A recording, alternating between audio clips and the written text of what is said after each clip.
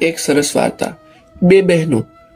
એકમાં ખૂબ સારા સારા સંસ્કાર ભરેલા અને બીજી બહેન જે હતી તે ખૂબ અસંસ્કારી, જેમ કે જ્યાં ત્યાં ફર્યા કરે, આખો દિવસ કાંઈ કામ ન શીખે અને પોતાને મા બાપ ઉપર રાડું પાડ્યા કરે. બંને બહેનો જ્યારે 25 વર્ષની થઈ ત્યારે બંનેના લગ્ન કરવામાં આવ્યા. જે પહેલી બહેન હતી તે ખૂબ જ સંસ્કારી હતી અને તેનામાં સારા સારા ગુણો ભરેલા હતા. તેના લગ્ન બાદ તેને એક સાસુમા તરીકે એક માં જ મળી, કારણ કે જે આ દીકરી હતી તે ખૂબ સારી રીતે ઘર ચલાવતી અને બધું જ કામ સંભાળી રાખતી. તો તેની જે સાસુ હતી તેને ખૂબ પ્રેમથી રાખતી, પોતાની દીકરી તરીકે જ રાખતી.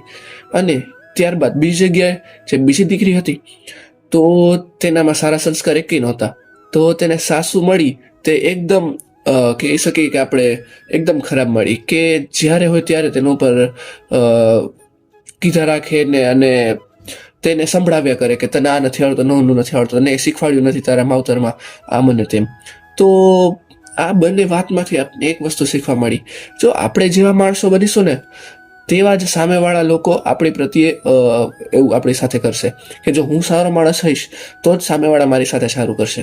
અને હું બીજા સાથે જ ખરાબ કરતો અને હું પોતાનો જ ન કરી શકતો તો બીજા ચોખ્ખી વાત છે કે એ મારી સાથે ખરાબ જ કરવાના છે. તો જીવનમાં આપણે સારા માણસો બની અને સારા સંસ્કારોનું ગ્રહણ કરી. જો તમને આ વાત ગમી હોય તો લાઈક, શેર અને સબસ્ક્રાઈબ કરવાનું ભૂલશો નહીં. Thank you.